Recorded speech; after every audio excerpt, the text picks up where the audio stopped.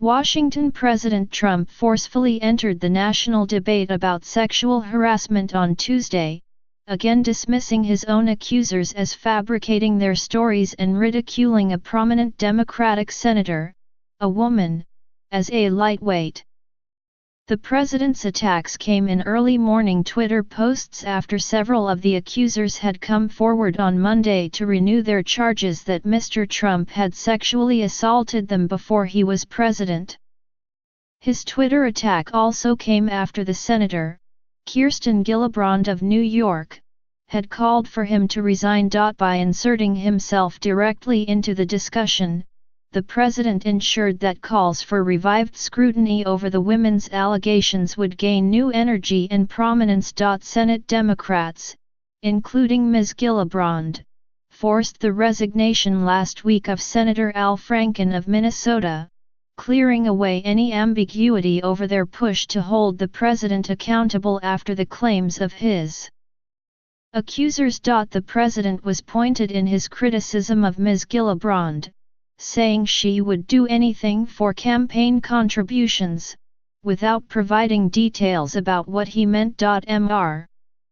Gillibrand was quick to fire back, saying that she would not be silenced by the president. The president also blamed Democrats for the resurgence of accusations against him from women in the past, saying on Tuesday that the fabricated stories were a result of Democrats being unable to prove his campaign colluded with the Russians. The special counsel's investigation into Russia's meddling in the 2016 election and possible coordination with people in Mr. Trump's circle has dominated his first year in office. The president chose to weigh in on the politically charged issue of harassment on the day that voters in Alabama were deciding whether to elect the Republican, Roy S. Moore.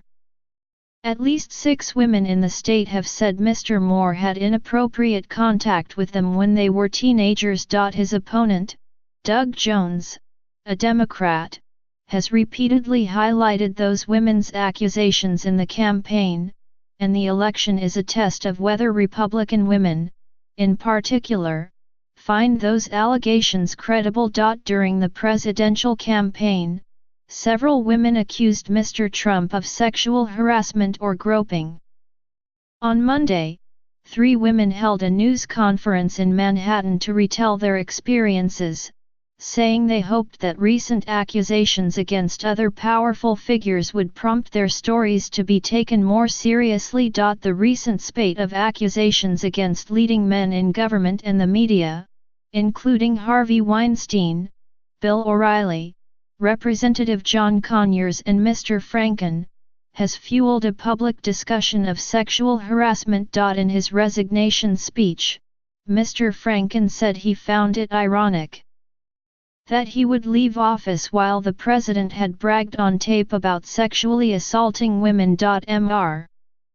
Franken was referring to a 2005 recording of Mr. Trump while filming a segment for Access Hollywood in which he boasted about how he could treat women however he wanted because he was famous, including kissing them and grabbing their genitals.